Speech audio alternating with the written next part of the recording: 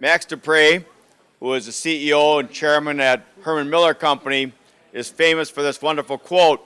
The first responsibility of leadership is to find reality. The last responsibility of leadership is to say thank you. In between, the leader is a servant. The first responsibility of leadership is to find reality. The last is to say thank you. In between, the leader is a servant.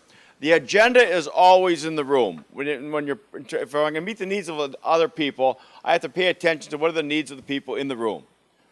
I know we all like to be in control. I know we all like to be well organized and thought of as being highly professional, and we send out agendas with Roman numerals and letters and correct pronunciation. Have you ever got one of those agendas 2 weeks before a meeting, and you look at it and say, there's nothing there I'm really interested in? And then you come, and then you go out in the parking lot and you have the rest of the meeting. What are you interested in terms of learning about servant leadership today? What is it that you'd like to have addressed? Al, why is it you drove all the way from Wausau, Wisconsin to be here this morning? Everybody's time is valuable. Your time, your energy. Isn't it interesting? When you come here today, you've extended your workday. By coming here today, no one else is answering your phone, responding to your email or voicemail, or whatever way people are communicating. So by coming to a workshop, it actually extends your day. Isn't it amazing in terms of the level of responsibility of a leader? So what is going to make this time valuable for you? What were some of the things that you said or heard at your table? What brings people together? Please. What motivates individuals? It's rather interesting. We don't know. No, really, quite honestly, I'm not a motivate. People say, are you a motivational speaker? No, I'm a motivated speaker. I know what motivates me. I don't necessarily know what motivates you. It's what is it that moves you? And that's what Greenleaf talks about, is that all of us as servant leaders need to be spirit carriers. So what's that spirit inside you that's moving you here? What is that brought you here? What is that gives you energy? But everybody has to determine that for themselves. Here's another interesting thing. Do not try to put motivation into unmotivated people. Save your breath to blow your soup. And we constantly think that we can hire people. Well, if I hire them, they got great potential, I just need to motivate them. Good luck with that. You have to find out what is it that really moves people and then work with that to develop them. So we'll talk about what does motivation really mean. Thank you. Very good. What else? Tom, I'm motivated. This guy's leaking steam. Leaking steam. All right. What else? Please. Learning how to put the principles into action. Practically. Yeah, one of the things about servant leadership, and when we study Greenleaf, his work was meaningful, ethical, and practical. Meaningful, ethical, and practical. So let's take listening. The ability to pay attention to another human being. The greatest gift we give to another human being is 100% of our attention. Little piece of research. How much time do you get from an average human being in their attention to what you're having to say? 9 seconds. What's the average attention span of a goldfish? 12 seconds. No, I mean, it's really a practice because of the level and temptation of distraction, isn't it? To really concentrate and to listen. I mean, it's just amazing. Also, listen has the same letters as the word silent. Think about how uncomfortable we become. I want to be a good listener, but I have to be caught talking all the time. Levels in terms of silence, of being fully present.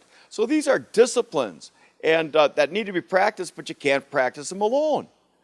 You need a coach, you need a mentor, you need a community. Therefore, servant leaders create a servant-led culture where listening now becomes one of our disciplines. So we'll talk about that. And listening for understanding, as opposed to listening so you can be heard. There was a devotion I had this morning, and he went through, he says, I'm totally frustrated, I don't know what to do. Now I'm supposed to meet this guy, he's always a problem, he drains me. And so I decided I'm going to go quiet. So he met the guy, he came down, and he's just expecting this rang of problems. And in fact, the guy had a very low voice. He spoke. He did nothing but listen to him. That's all he did. At the end of the listening, he said, thank you. And he left. And the man that was so frustrated that came together with him was at peace, and he walked away. So there's interesting things that happen when you're listening. It's essential in servant leadership for sure. If you really care about the other person, you have to understand, where are they? How do you know that? How do you find out? When we first began this work 9 years ago, we titled it Conversations on Servant Leadership, not lectures, conversations. Conversation comes from two Latin words, conversatio, which means to turn towards each other. To turn towards each other. Aversion, aversatio, means to turn away from each other. We shape our organizations, we shape our lives, dare I say we shape our democracy by our conversations, the ways in which we speak to and with each other. So the power in terms of that level of conversation is not only being able to speak and be articulate, but really be able to listen. We have developed a bad habit in this country right now. We start to argue with each other before we understand each other. So there's a great deal of humility, the virtue of humility, in order to listen. I trust that whatever you have to say has value. Every time I meet Mark, and we've met now each other probably about 10 different times randomly, every time I come to the man's presence, he has something thoughtful to say. No, Let's talk about foresight a little bit. This is the strain that goes through this meeting. Where do you see foresight in our society? You know, we have more jails. We have more court cases. We have to have extra judges to process it all. And we incarcerate them, and they come back out, and 80% go back in. In fact, they get educated while they're in. They come back out a lot more proficient than when they went in. We all know that. We've heard it. We've read about it. What would happen if we used a program focused? Our youth agency said, the United Way said, we're going to focus on eliminating court cases for young people 18 and under. That's the focus. How can we do that? Now, that's pretty tough. That's a reach. It's not necessarily an objective, but it's a goal. Well, law enforcement is command and control. It's like a war zone. That's how something goes wrong, we create a war zone and we get control of it. We got more power than the situation that we're addressing. What would happen if we had a program? Now, this program I'm giving you is not fictitious. It's actually run in North America, and it works. Where we went around, for every negative ticket we gave out a positive ticket. A positive ticket. Now, what's a positive ticket? Well, it could be, you know, your tail light is working, your brake light is working. I noticed you made the turn correctly. I noticed when you walked along the street, you put your trash in the garbage can. I noticed that you said hello to somebody. That's very good. You had a long list of positive attributes that everybody has that you could catch them doing. And you gave them a ticket. And you might ask them, well, if I gave them a ticket, you want to put your name down the bottom, we'll put you in a raffle. And business people in the community have put prizes in there, and there'll be a drawing, and you might get something. Do you want your name in the bucket or not? Well, I don't know. I got to think about it. A policeman giving me a positive ticket. What's this about? Well, the third time he gets his positive ticket, he's probably going to say, you know, like, what are you guys doing here? They're not going to believe it. Maybe the sixth time he gets it, or he heard his buddy got some, he says, you know, I think I'm going to get acquainted with this policeman. And you know what happens a year or two later? He says, how does your job work? How do you get to be a policeman? And you know what happens a couple of years after that? My friend, Mr. Policeman, there's something going on over in this house over here. You ought to check into it before something erupts. We got a good community here. I want to keep it that way. That's the role of the youth, and that's what works. And 80% of those court cases, 18 and under, are eliminated. Now what kind of a community would we have? What kind of a future would these young people have? That's foresight. It's called positive tickets. You can Google it. It started up in Canada with the mounted police. It's at a police outside of Houston, a suburb. Few around the country. But everybody's trained to command and control. That might be a case of foresight. Can you think of anything, Tom? Well, isn't Milwaukee known as the water city right now? Isn't it amazing what's paying attention in terms of Milwaukee? When we talk about a common good, can any of us live without water, without clean water? And yet, how many wells in the state of Wisconsin are threatened? The Mississippi and the Wisconsin River are two of the most polluted rivers in North America. How about our lakes and our streams and our groundwater? I mean, So to pay attention to water and how is it we preserve water, how is it we care for our water, how do we build an infrastructure that protects water, that's foresight. Every group I speak to right now, I ask the question, do we have the will, the political will, if we had to right now, to build an interstate highway system? Just think about our grandparents back in the 1950s, the taxes that they paid to build a highway system that linked the whole country for transportation. Wasn't that extraordinary? And the cost of supplying goods across the country exploded a whole bunch of small businesses. And the cost of transporting that is so low that you can afford to build something on one side of the country and transport it to the other, but then there's another dimension beyond that. I won't go there. What would happen if we went back in the eyes of the founder and we said, you know, the founders were concerned about our liberty, and they examined 100 failed city-states, democracies, all failed, Greek and Roman era. What happened? We got to build something in. And they said, they all agreed. They had argued like the Dickens. I mean, for on and on they would go. Everybody had to agree before they were done. They said, you know, the lack of virtue is what happened. How do we build virtue into the system?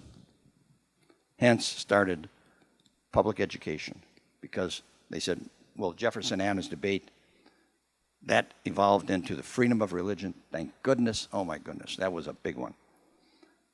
And then that evolved into, we're concerned about our citizens. Public education was started. Where is virtue today? Not in a good place. Might be cycling. 35 years ago, 40% of the students in high school cheated at least once during their high school time. Today, 85% do. What did they do? Why did they do it 35 or 40 years ago? It was stupid. I regret it. I apologize. I'm never going to do that again. What do they say today when 80 to 87% are cheating? It's the way to the top. It's the system. It's the way we do things. And then we read the headlines. So that's a grassroots. The wisdom of the founders, that's foresight. Wow. A lot of people working on that. Please. Just a thought at our table, and that is, we see this as a journey. All of us have committed to a journey rather than just an idea. And a journey, you know, is what brings us together and why we need to reflect constantly, because that internal transformation that you're busy with on this journey is the exciting part to share with each other and to build each other in our commitment to servant leadership.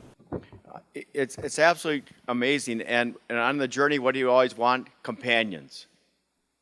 The seminal ideas for servant leadership, one of them comes from Greenleaf's understanding of the journey to the east by Hermann Hesse, in which these pilgrims were going to go and seek a great leader. And then what coalesces is that the great leader that they seek was really their servant when they began. So for Greenleaf, the understanding was servant leadership begins with the desire to serve and then later transforms into beginning to lead. And it was always about a pilgrimage. It's always about a journey, but we need companions along the way. And that's what's been rather exciting about this journey that we've been on here in the last 10 years of the people across the state of Wisconsin who want to join into the conversation, because we're each at different stages. Therefore, we each have something to give and we have something to learn. Thank you. I have something, we're going to kind of wrap this up. I have something I'd like to read you. This is not easy work. Very worthwhile, however. Very worthwhile. It's rich, very rich. The only thing that Harlan had ever succeeded at was failure. He was just 5 when his daddy died, leaving his family penniless. At age 14, he dropped out of school and hit the road. He worked as a farmhand, but soon quit. He became a streetcar conductor, but was fired. At age 16, he lied about his age and joined the Army. He wasn't long before he was drummed out of the service. He headed to Alabama, where he tried his hand at blacksmith. He failed at that too. After an unbroken string of failures, Harlan found his calling as a locomotive fireman. He figured that he had finally found himself. He was on the top of the world when he fell in love and got married. The same day he was having a child, he ended up telling her that he was fired. 2 weeks later, she sold everything they had, left him, and moved into her mother's house. Then came the Great Depression. Harlan couldn't win for losing.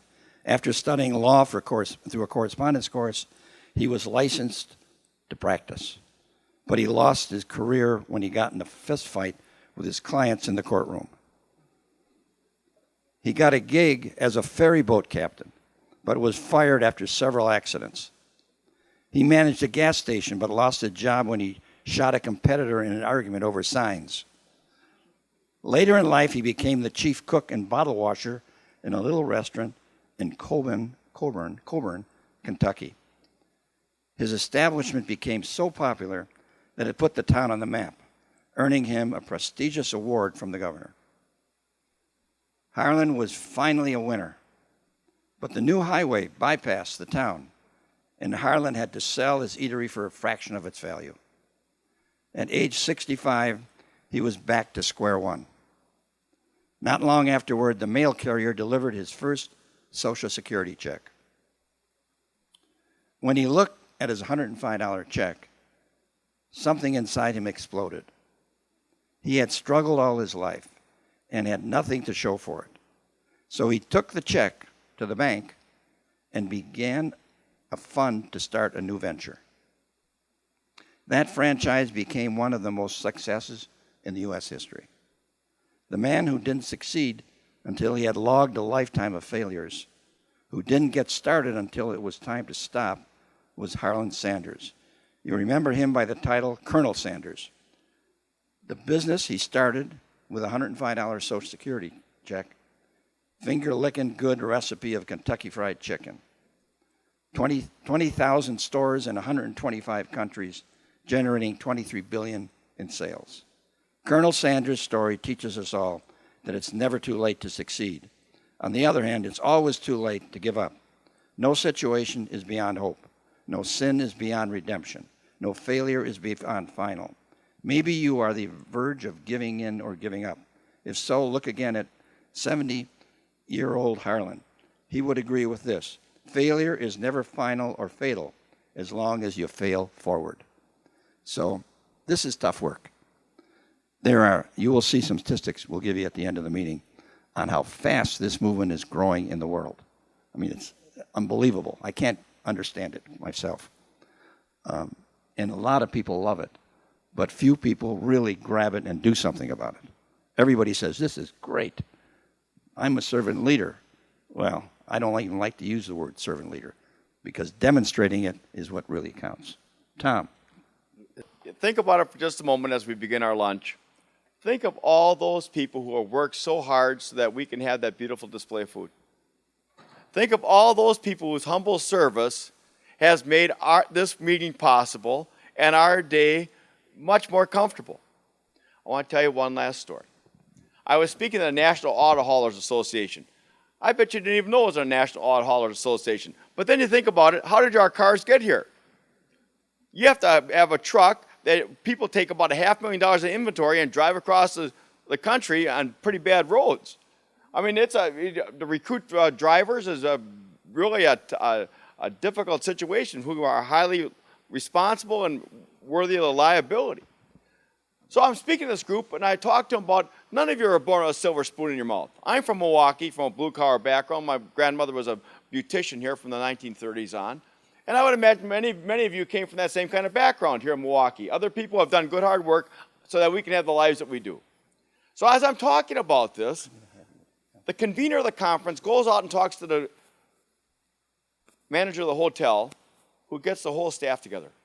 And here we're all sitting, and here comes the staff after I get done speaking, the bus people, the cooks, the people that have been cleaning our rooms, the people that have been working the front desk, the people that are out making sure that the yard is well taken care of, that transportation is well taken care of. All those people that served us came in, had their uniforms on, all of them very much shy and humbled, standing in front of a group of people that they had served. And the auto haulers stood up and began to cheer. And people whose work is so often invisible and ignored began to cry. Do you realize that if you do good hard work on a regular basis and nobody recognizes it, it's more painful than to be bullied or harassed? Servant leadership understands that everyone's work is significant. And then the audit haulers, when they saw the impact they had on the people that have been serving us, they began to cry. And all of a sudden you begin to recognize that we're in a room of people where people are publicly vulnerable because our response was, hello, fellow human being, thank you for your service. So for all those people who prepared our meal, all those people that grew our food, all those people that made sure that we will eat well today, we are grateful. Bon appetit. We'll come back and start our meeting in 5 minutes.